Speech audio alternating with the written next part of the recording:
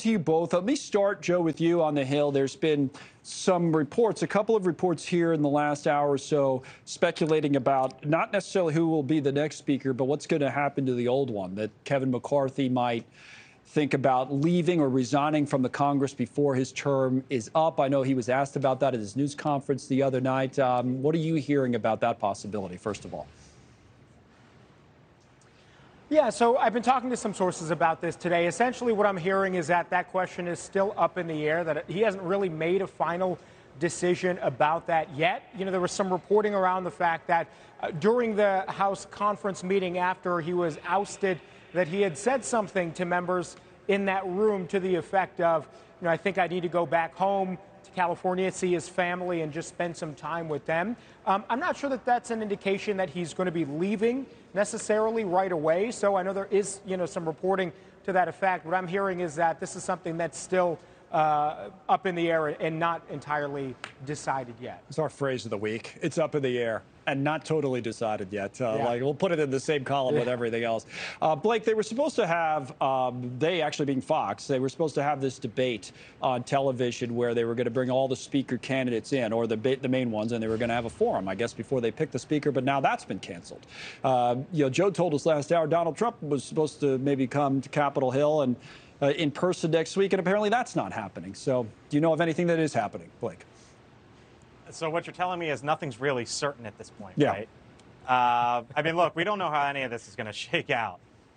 You know, from what we've been hearing, you know, this could potentially go weeks. Obviously, Republicans are going to be back here in Washington early next week and meeting and trying to figure it out.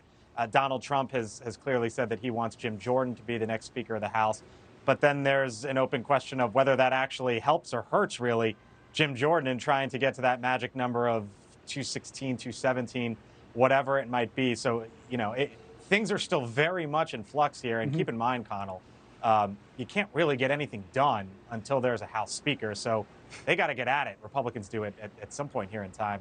And by the way, Blake, if I ever endorse you to be Speaker, I'm going to talk almost entirely about your golf career, just like Trump was talking almost entirely about Jordan. I'm a has-been. That's the way I describe it. Well, I don't know that Jim Jordan's still wrestling, but that didn't stop the former president from spending the entire statement almost on his wrestling. You know, George Will was on. I don't know if you guys saw it a couple minutes ago, but I'd like both of you to talk about this for a second, if we can, because he brought this up. He said, basically, why would someone take this job if the rules don't change? Yeah. And I know a bunch of Republicans, right, Joe, have put a group together to try to change the rule. And the rule I'm talking about is this idea that one person, Matt Gaetz or whoever else, can come along and try to oust the speaker. What are we hearing about that? Yeah. Look, I mean, there's no two ways around it. There are a lot of Republicans that are really PO'd about this situation, how it went down. I talked to a couple of moderate members who said that is their first question for anybody that wants to become Speaker. Are you going to change this rule, this motion to vacate that allows one single member to at any time force a vote to oust the Speaker? That's something that, you know, it makes it almost impossible to do the job, to George Will's point, that it's almost like governing with a gun to your head. And, you know, in this conference, which all the time we see division, you know, it really is asking a lot. And McCarthy agreed to it. Many thought that was a mistake when he allowed for that rule to go forward back in January. And hearing even now that Jim Jordan is considering changing that rule. He said, you know, a lot of people in the conference have told him that they want to change that rule and make it tougher to oust a speaker. He's open to it. I think you may very well see that. Woody, that's interesting, because I was saying, go ahead, Blake, before I even say what I was going to be saying. Go for it. I'll pick up after you. No, I was just going to say, I was talking, when I brought that up to George, I was saying that, you know, and this was just speculation, I was saying, well, you know, Jim Jordan probably wouldn't mind keeping, he just wants to be Speaker, so he'll do whatever is necessary to be Speaker. But Joe brings up an interesting point that maybe even he will look at this and say, you know what?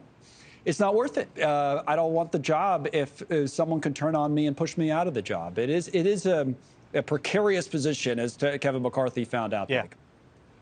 Yeah, and I was talking to Congressman Mike Lawler the other day about this, basically asked him, give me the thinking of what it takes for a member of Congress to sort of think, should I be the next Speaker of the House?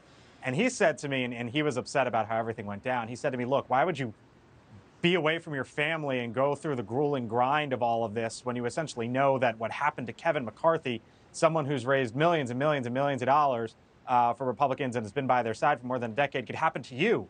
Why would you put yourself out there and do it? And it's, that's certainly one way to think about it. But I would also think and pose this to you, if you're Kevin McCarthy, and as he sits there and thinks about, should I stay, should I not, what's really in it for him to stay at this point? Right? Like, if you're not going to be the Speaker of the House and you're just one of several hundred, at this point, we did see Nancy Pelosi I was going to say, we could ask after Nancy Pelosi, yeah.